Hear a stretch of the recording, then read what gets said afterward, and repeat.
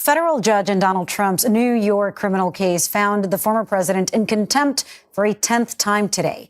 The decision is a response to the former president repeatedly violating his gag order. Judge Merchan is now threatening Trump with jail time if he continues this behavior. The former president is charged with 34 felony counts for allegedly falsifying business records to cover up an alleged affair ahead of the 2016 election. Let's bring in Katrina Kaufman and Graham Cates, who are both outside the New York courthouse in Lower Manhattan.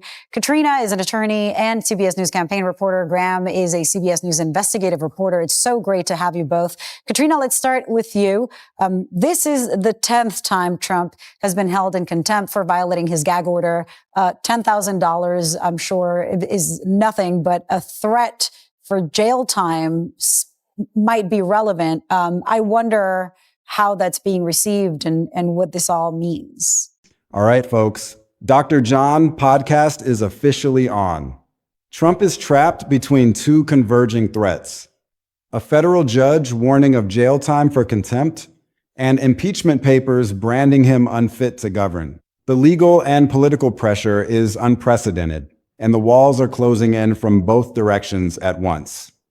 Meanwhile, House Resolution 353 charges Trump with 7 articles of impeachment, calling him a threat to the Constitution and demonstrating that he has acted in a manner grossly incompatible with self-governance and the rule of law. The pressure is building from both the judicial and legislative branches simultaneously, creating a two-front accountability assault that Trump is finding increasingly difficult to spin, outrun, or ignore. This is a moment of unprecedented constitutional tension, and understanding the full scope of what is happening requires careful examination of both tracks of accountability. Hi, Lilia. So yes, we're seeing a real escalation with these contempt findings.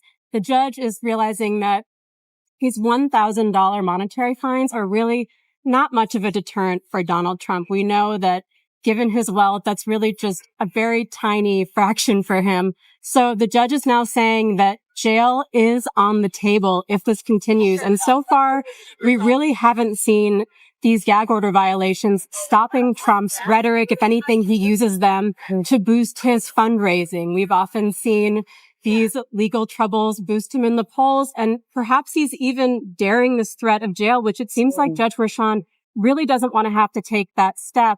But I was actually reminded today of a moment in the E. Jean Carroll trial where Trump was often acting out in that courtroom in a way he doesn't do in this one, but he does outside of it.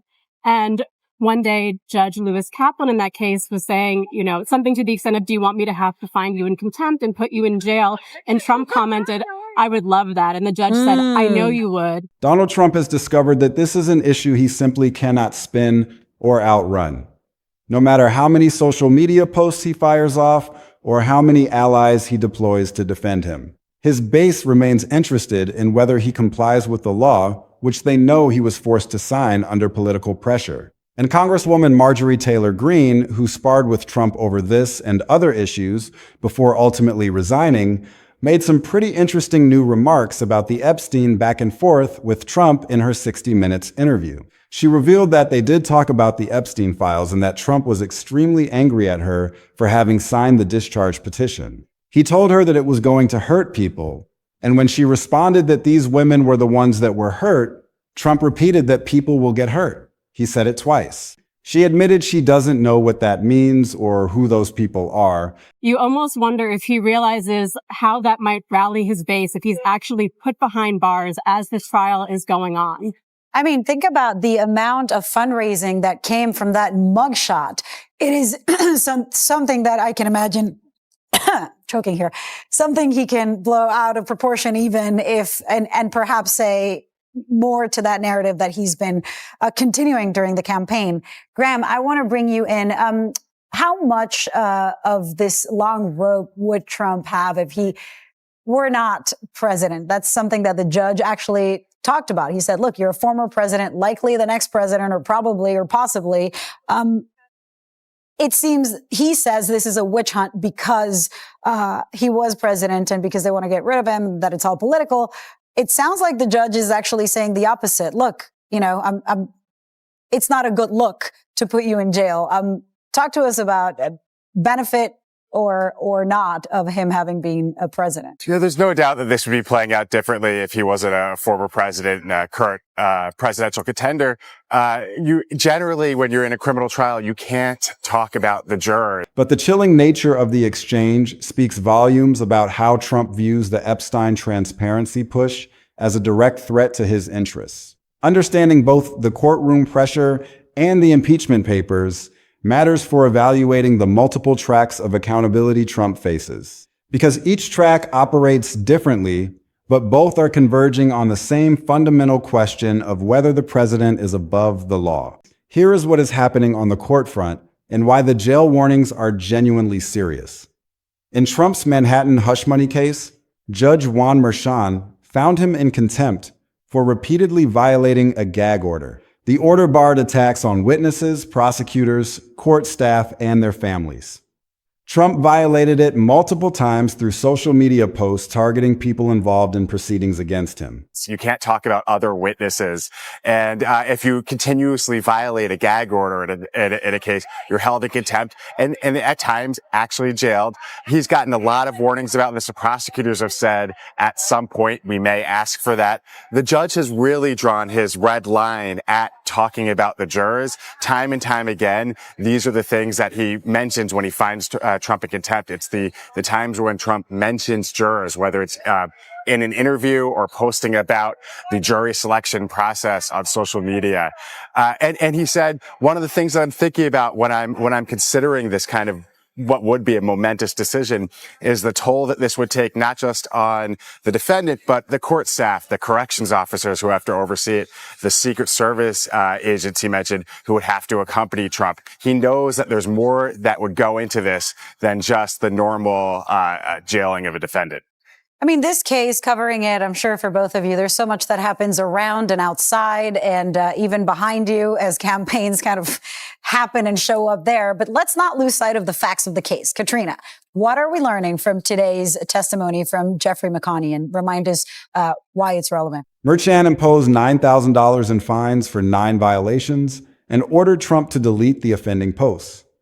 The escalation from fines to jail warnings came when Merchan acknowledged that monetary penalties were not achieving compliance. He stated in open court that if fines do not work, he is prepared to impose jail time.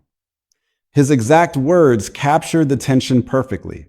As much as I would like to avoid jail, I will do so if necessary and appropriate. The statement acknowledged reluctance while asserting willingness to use available enforcement tools. Jeff McConney is the former controller from the Trump organization, and we're finally seeing the falsification of business records aspect of this case. Until now, we've really been seeing a larger catch and kill scheme laid out where they revealed this allegation that they were trying to suppress damaging stories from coming out about Donald Trump leading up to the election and really show their case for election fraud that was going on. But ultimately, that's actually an underlying charge here.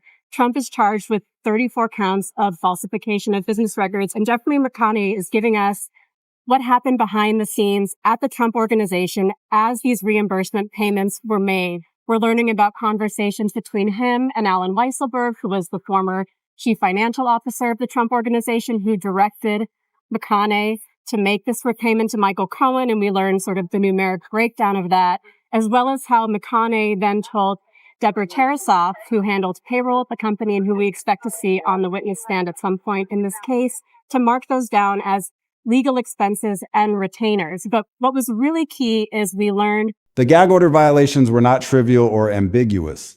Trump attacked witnesses scheduled to testify against him.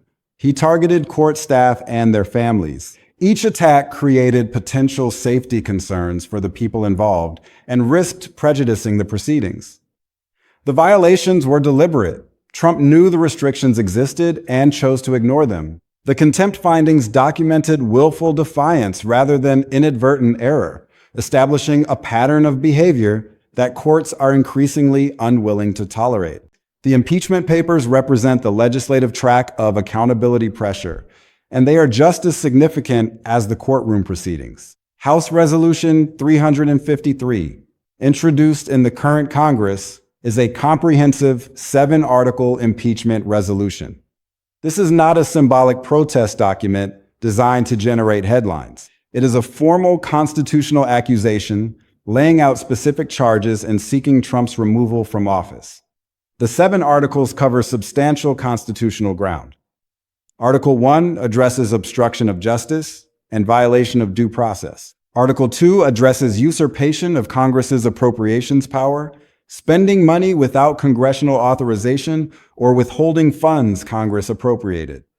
Article 3 addresses abuse of trade powers and international aggression. Article 4 addresses violation of First Amendment rights. Article 5 addresses creation of an unlawful office. Article 6 addresses bribery and corruption. Article 7 addresses tyranny as a summary accusation encompassing the pattern of abuse. The resolution's language about Trump's fitness for office is explicit and damning. It states Trump has demonstrated that he is unfit to govern. It declares he has acted in a manner grossly incompatible with self-governance and the rule of law. It warns he will remain a threat to the Constitution if allowed to remain in office. These conclusions are not hedged criticisms. They are formal constitutional determinations calling for removal, and they have been placed on the official congressional record. The resolution has been filed as a privilege measure, which matters enormously for procedural reasons. Privilege status means the sponsor can force House leaders to deal with it on the floor rather than letting it die quietly in committee. This prevents the resolution from simply being buried through procedural maneuvering. It requires an affirmative vote to table or reject it, putting members on record about whether they support advancing impeachment. The December 2025 vote on Representative Al Green's separate impeachment articles demonstrated that substantial support already exists for impeachment proceedings. Green's resolution focused on abuse of power and incitement of violence, including allegations about calls for executing Democratic lawmakers. 140 House members voted to advance those articles before the Republican majority tabled the resolution. That is more than a third of the House willing to advance impeachment over party line opposition, a number that would only grow if Democrats controlled the chamber. The connection between courtroom conduct and impeachment allegations creates reinforcing narratives that compound the pressure on Trump. The same behavior that produces contempt findings in court, public attacks on judges, court staff, and witnesses also appears in impeachment texts as evidence of tyranny and efforts to destroy and corrupt the legal system. Trump's courtroom defiance becomes an exhibit in the congressional case for removal. The impeachment papers explicitly cite his contempt for court orders as a reason he is unfit to remain president. The documents describe a wide-ranging scheme to destroy and corrupt the legal system and the powers of the courts. The courtroom behavior is not just a legal problem. It is a constitutional problem, demonstrating unfitness for office. Each contempt finding strengthens the impeachment case, even as it creates separate judicial consequences. Trump's own acknowledgement of the impeachment threat confirms he takes it seriously. He told House Republicans that if they lose the midterms, they will surely find a reason to impeach me. I will be impeached. He is explicitly tying his survival in office to maintaining Republican majorities.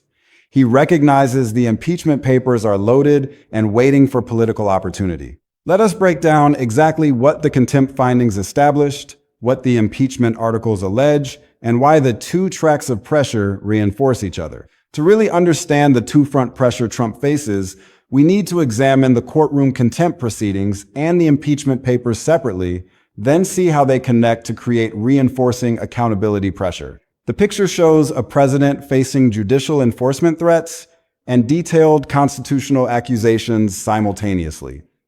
Let us start with the courtroom contempt, because it involves the more immediate enforcement mechanisms.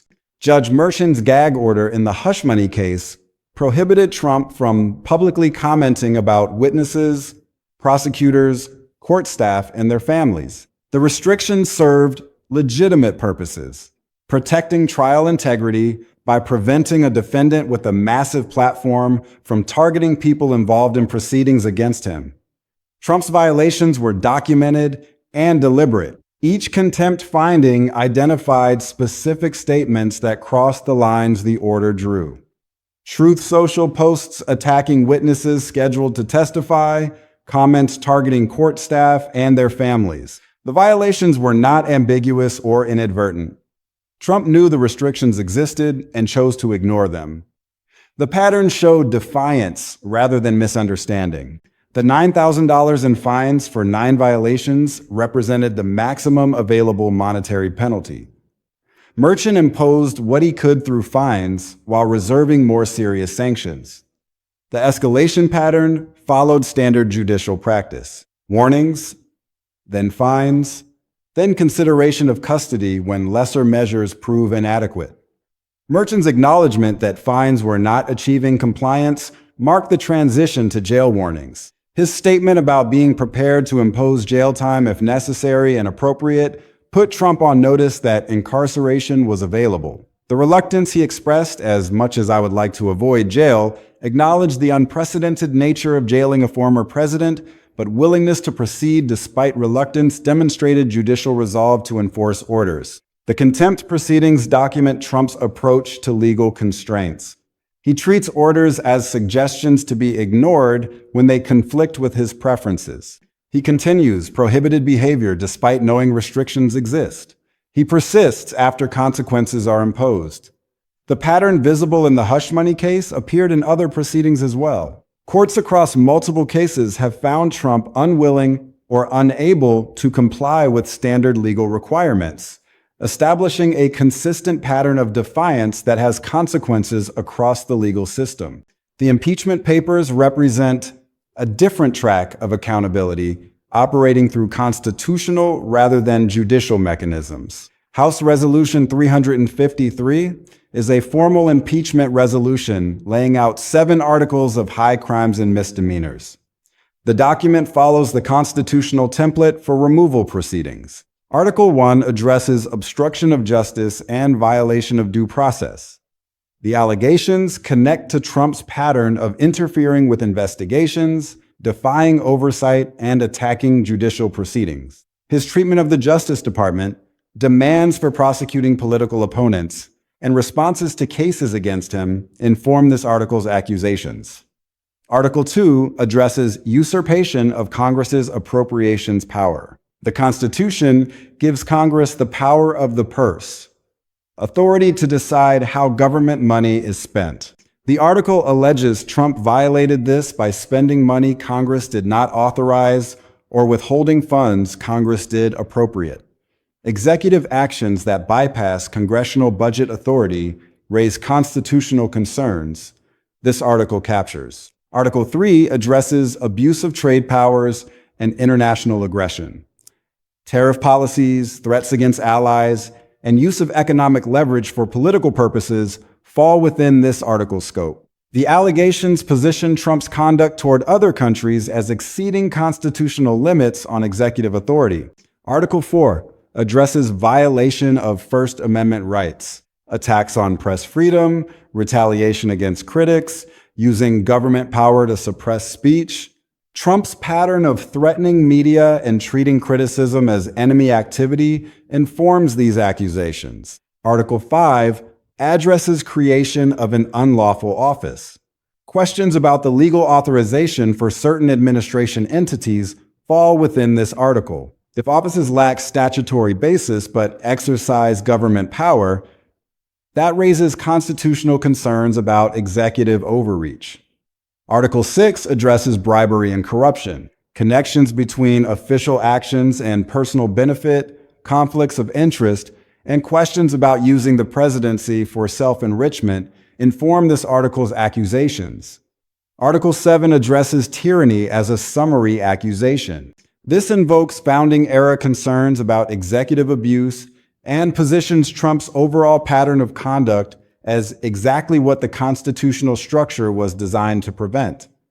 The resolution's conclusions are explicit and unqualified. Unfit to govern, acted incompatibly with self-governance and rule of law, will remain a threat if allowed to remain in office.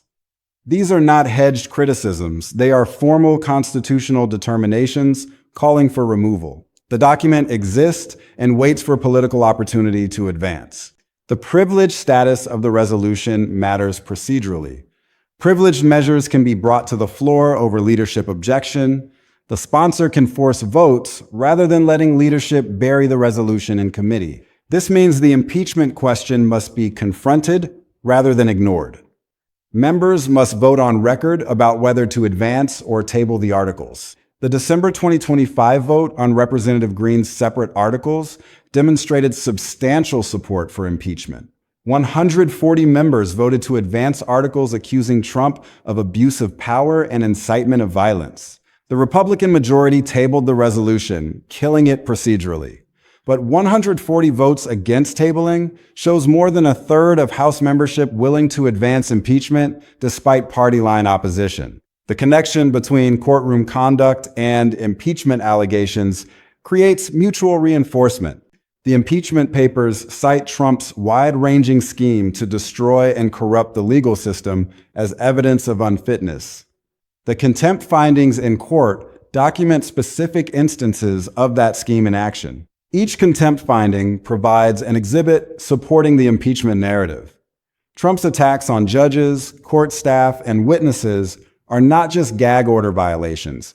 They are evidence of the tyranny article's accusations. The impeachment texts describe efforts to destroy courts' powers and corrupt legal proceedings.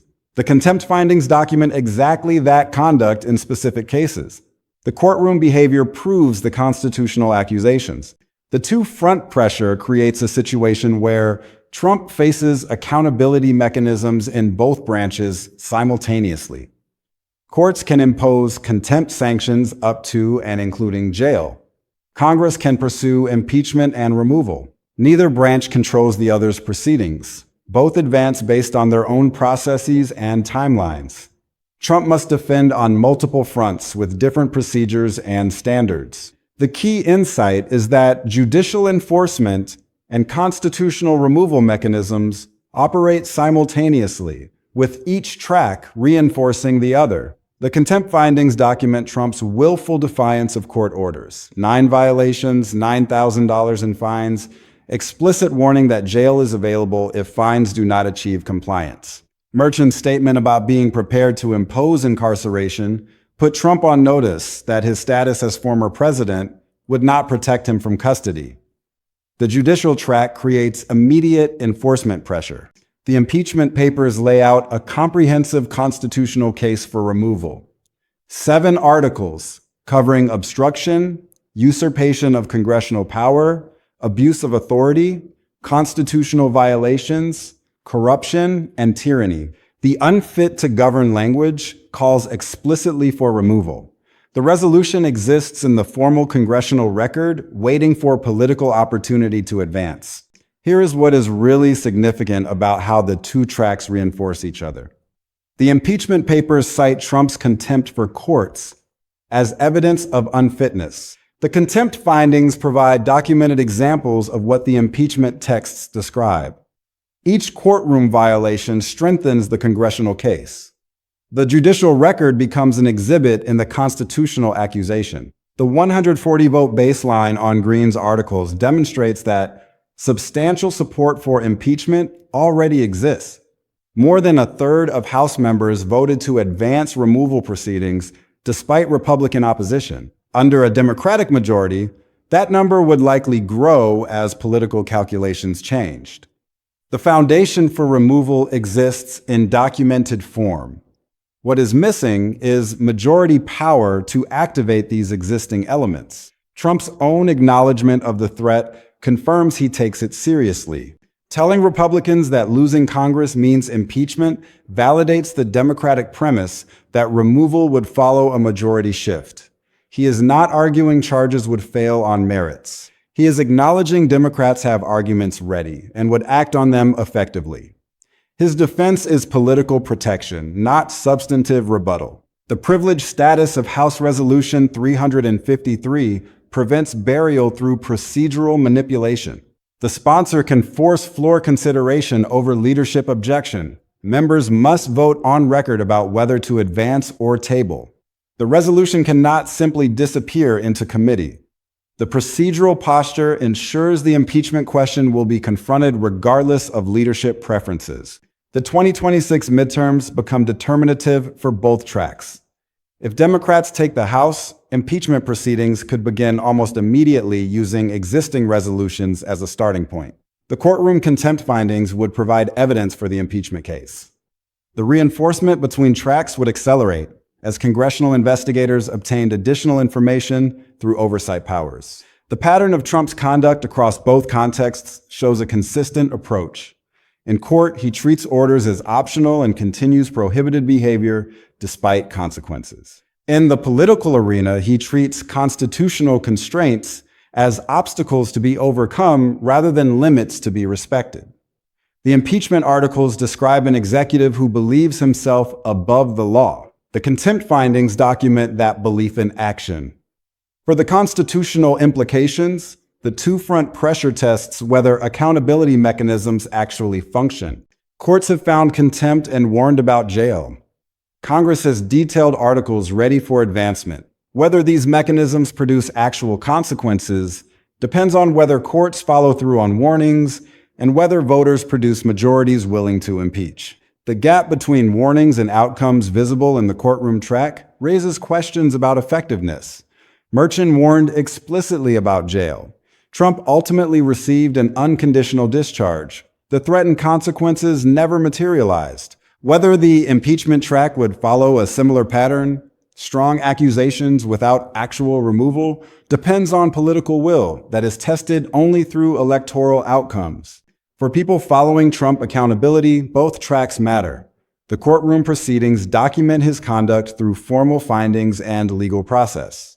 The impeachment papers translate that conduct into constitutional accusation. Each track operates through different mechanisms with different standards.